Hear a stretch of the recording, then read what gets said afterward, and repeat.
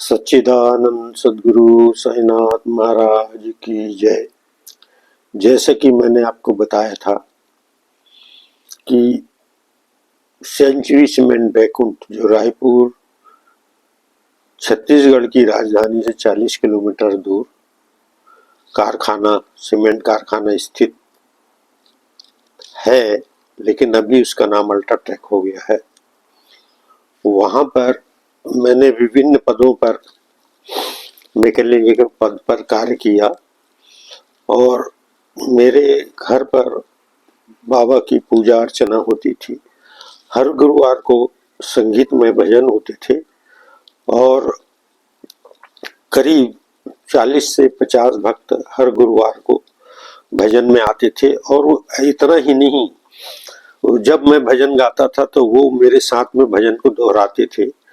माने उस कमरे की पॉजिटिव एनर्जी इतनी ज्यादा हो गई थी कि जो भी भक्त अपनी मानता करने आता था उसकी मानताएं पूरी होती थी। तो इसी परिप्रेक्ष्य में मैं आपको कुछ अलौकिक घटनाएं बता रहा हूं कि मेरे एक मित्र थे, वही काम करते थे, तो उनकी बहन की शादी नहीं हो रही थी। तो एक दिन मैं फैक्ट्री गया हुआ था, तो 11 बजे अपने ससुर जी के साथ आए और उन्होंने मानता करके एक नारियल को चढ़ा दिया। नारियल चढ़ाने के बाद चले गए। जब मैं फैक्ट्री से आया तो मेरे को मिसेस ने बताया कि ऐसा ऐसा आपके मित्र आए थे और अपने ससुर के साथ, और वो यहाँ पर अपनी कुछ मानता करके नारियल चढ़ा के गए। बोला ठीक है, कोई बात नहीं। जब मुझे वो सोमवार का दिन था और गुरुवार के दिन बाबा ने मुझे स्वप्न में उसकी बहन की शादी बता दिया। तो एक हफ्ते बाद वो मुझे मिले तो मैं बोला, यार तुम्हारी बहन की शादी तो तय हो गई।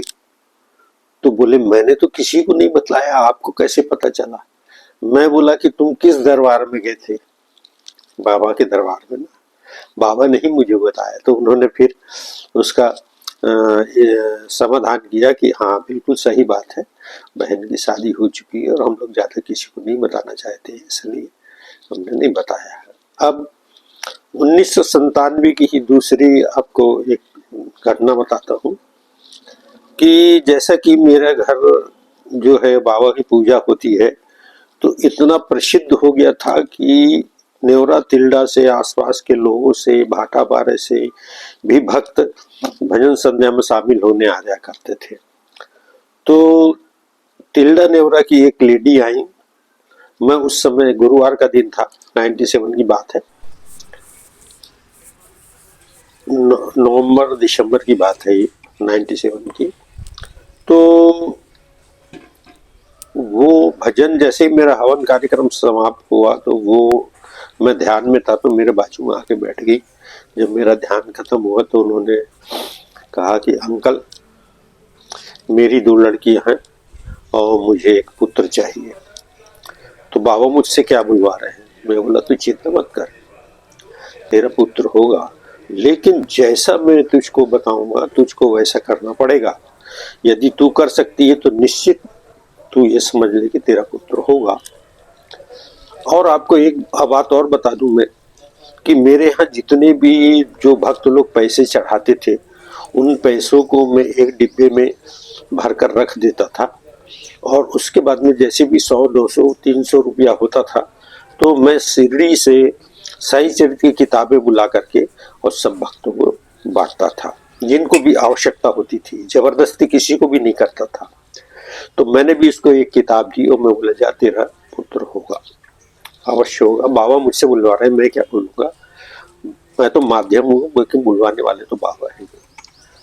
अब देखिए कि 1999 में दशहरा के दिन मुझे एक स्वप्न आया कि किसी लेडी का बच्चा हुआ है।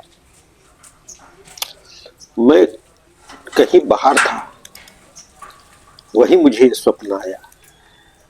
तब मैं फिर जब वहां से आया और उसके बाद में फिर मैं नेवरा तिल्डा गया, तो उनके जो बड़े पिताजी थे उनके घर गया तो उन्होंने बतलाया कि कल उसके दशहरा के दिन लड़के का जन्म हुआ है।